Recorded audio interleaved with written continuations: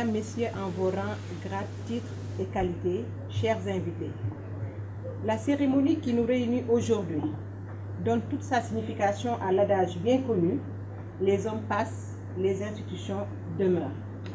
Il s'agit en effet de la passation de service entre le professeur Ismaïla Madior Fall, garde des Sceaux, ministre de la Justice sortant, et Maître Malick Sall, garde des Sceaux, ministre de la Justice entrant.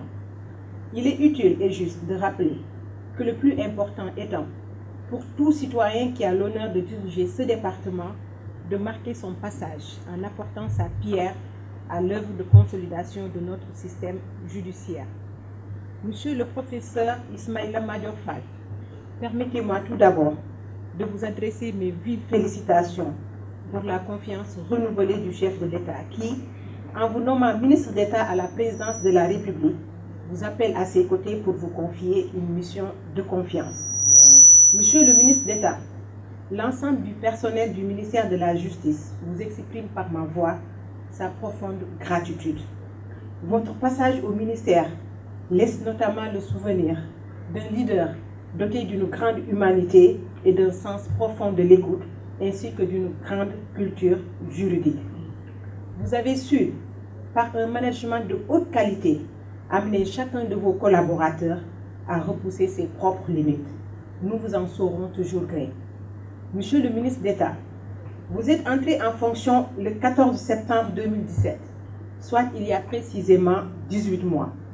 Depuis lors, vous n'avez pas ménagé votre peine, définissant avec clairvoyance un certain nombre d'orientations majeures consignées dans une lettre de politique sectorielle de développement, la première du département, adossée au plan Sénégal émergent. Celle-ci est déclinée en actions majeures dont nous allons évoquer les plus marquantes.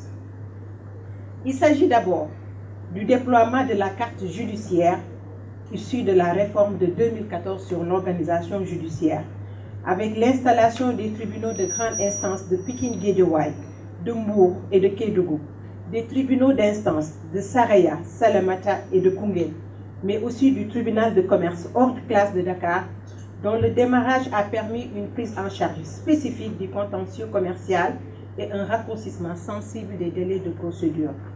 Vous avez ainsi contribué à rapprocher la justice du justiciable et répondre aux attentes de son Excellence, M. Macky Sall, président de la République, dont la vision repose sur la noble ambition d'asseoir une politique de distribution équitable du service public de la justice.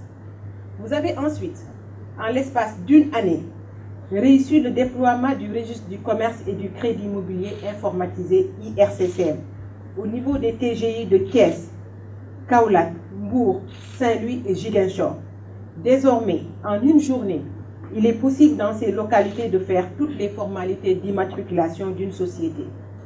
Pour la première fois, le ministère de la Justice a initié sous votre direction un vaste travail de mise à jour et d'édition des versions officielles du Code pénal et du Code de procédure pénale, estampillés du sceau de la République, qui ont été gracieusement mis à la disposition de tous les acteurs de la justice.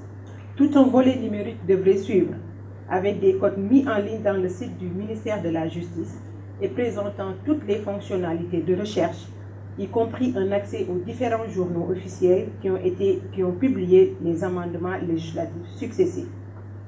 En matière de politique pénale, après avoir initié une circulaire qui a permis de rendre effective la présence de l'avocat dès l'interpellation de son client, vous avez, le 14 janvier 2019, signé pour la première fois au Sénégal une circulaire de politique pénale générale qui constitue désormais pour les procureurs un référentiel dans la conduite de l'action publique avec comme avantage l'harmonisation de la réponse pénale au niveau national avec toutes les garanties de sécurité juridique et d'impartialité pour les citoyens.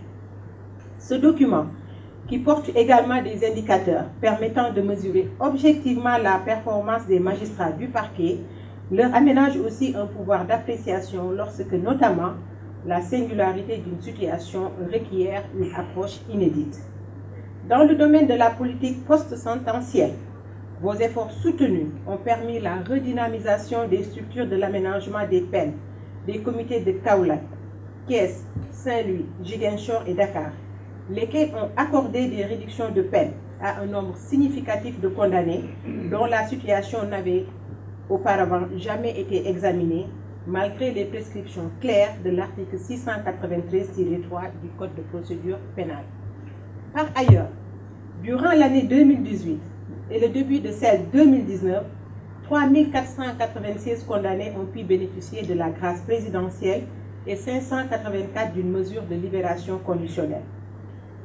Sur le plan de la formation, vous avez su faire aboutir la mutation institutionnelle du Centre de formation judiciaire CFJ, désormais érigé en établissement public à caractère administratif, ce qui lui permettra de mieux s'acquitter de sa mission. Monsieur le ministre d'État, les réalisations que je viens d'écrire ne sont pas exhaustives et s'étendent à bien des domaines de la politique judiciaire de notre pays. C'est dire que vous pouvez partir avec le cœur léger de ceux qui, comme le loup d'Alfred de Vigny, ont su, avec une stoïque fierté, accomplir la longue et lourde tâche sur les chemins où le destin les appelle.